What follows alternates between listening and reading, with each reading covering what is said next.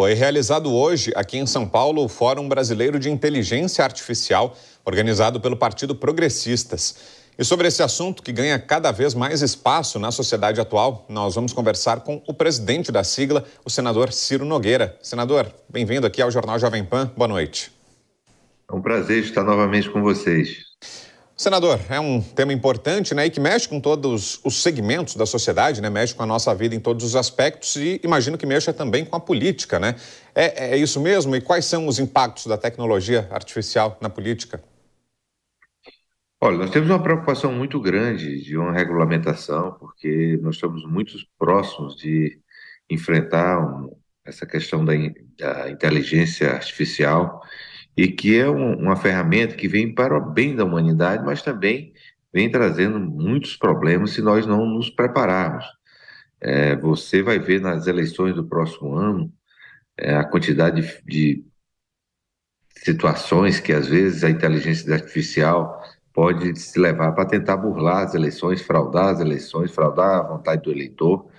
E foi muito importante esse fórum hoje para que a gente possamos discutir não só essas ferramentas, mas também o lado positivo, o lado que vem para ajudar as pessoas. Foi dito lá que os países que se prepararem podem crescer o seu PIB em torno de 7% por conta somente da inteligência artificial. Você imagina o que pode se ajudar a riqueza de um país, a cuidar da população, se nós nos prepararmos. E o Brasil precisa urgentemente focar nessa questão de inteligência artificial.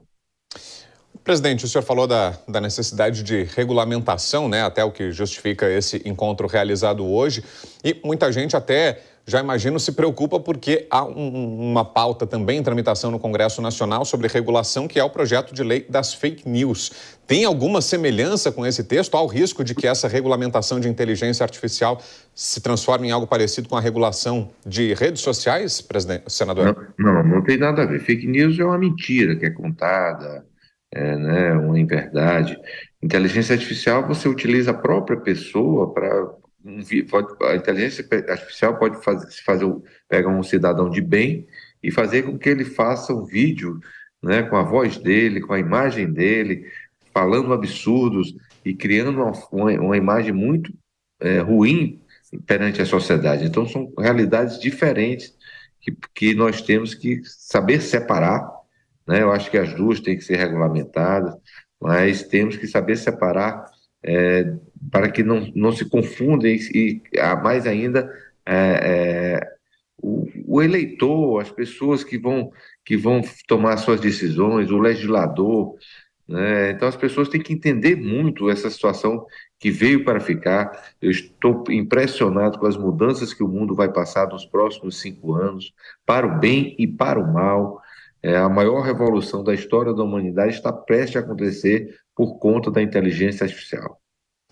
Senador, e deixa eu aproveitar a presença aqui do senhor para falar de outros assuntos aí da política, assuntos que estão no noticiário hoje. A gente até falava mais cedo sobre reforma ministerial, que tem entre os partidos que estão pleiteando aí uma vaga no governo Lula, o PP, o partido do senhor. O senhor tem até se destacado como uma voz contrária, né, a essa entrada do PP na esplanada dos ministérios, mas queria saber do senhor a quantas andam essas negociações e tem algum risco de que não aconteça essa reforma sobre a qual a gente está aqui especulando há muitos dias? Tem algum risco de que isso tenha chegado a um impasse que não vai ser resolvido?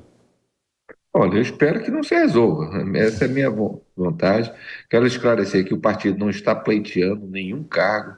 O partido, em nome da sua direção, e eu falo por ela, por ser o seu presidente, somos totalmente contrários à participação nesse governo, que nós não temos identificação, não temos aproximação e não acreditamos nesse governo. E eu espero que ela realmente não aconteça. Até porque é muito difícil se fazer uma reforma dessa ministerial dessa forma, em onde se escolhe primeiro o ministro, depois que vai se escolher qual é o ministério. Olha que falta de visão, que falta de planejamento que nós temos no nosso país. E eu espero que ela não ocorra, sinceramente, para o bem dos progressistas, que têm hoje, na sua grande maioria, a vontade de ficar longe do governo do presidente Lula. Senador, vou convidar aqui para participarem da nossa conversa também os nossos comentaristas. Estão conosco aqui a Dora Kramer e o Nelson Kobayashi. Dora. Oi, boa noite, senador, tudo bem? Você acabou roubando a minha pergunta, Vitor Brown, que eu ia Perdão. justamente falar dessa reforma, mas eu vou nessa toada, senador. Tudo bem, eu sei que o senhor não está aí nessa jogada, acha que não, o partido não deveria ir, mas de qualquer modo, está certo que o deputado do seu partido vai.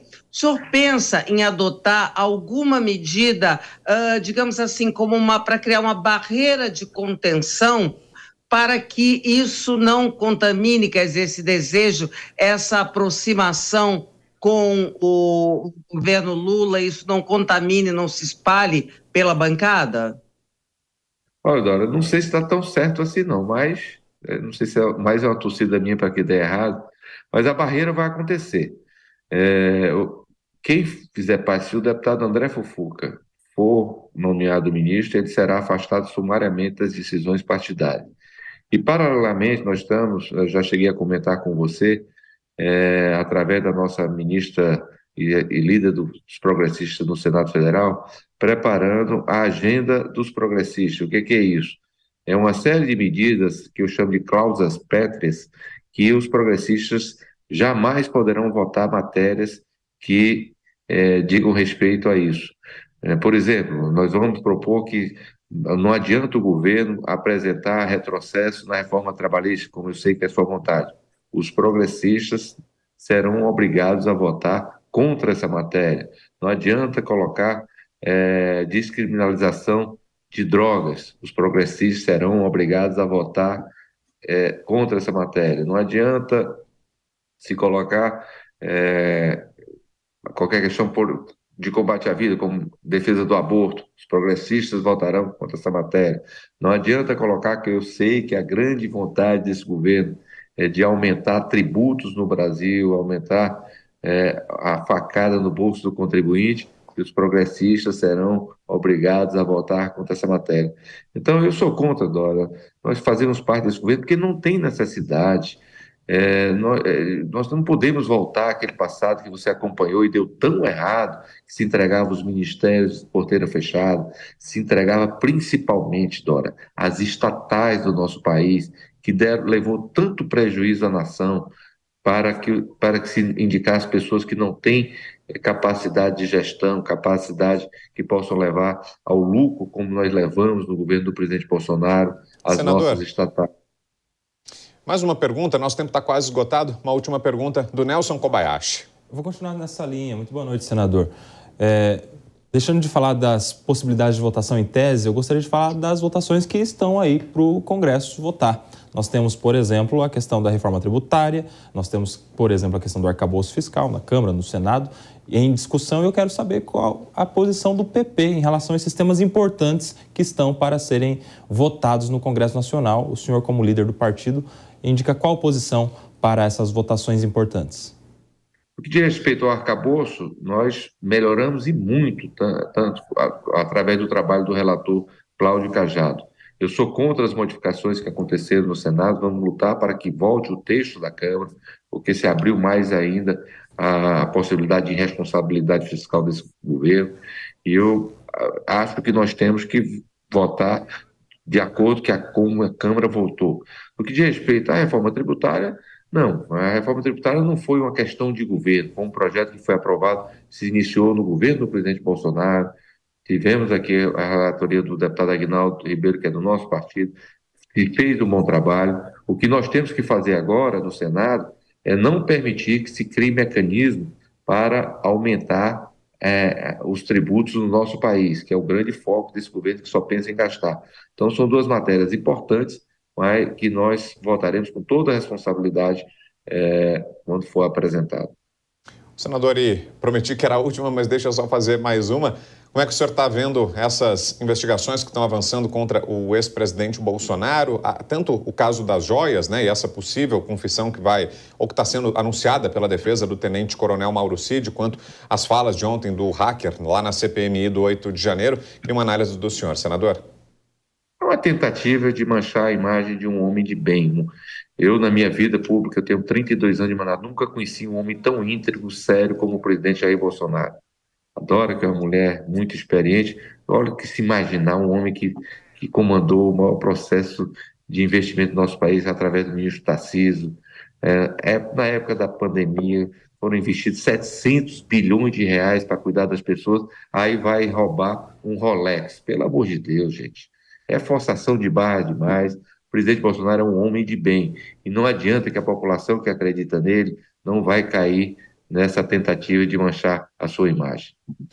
Ok, aí a análise do senador Ciro Nogueira, presidente do PP. Obrigado, senador, pela presença aqui nessa sexta-feira à noite. Um bom final de semana. Até uma próxima. Eu que agradeço. Um grande abraço.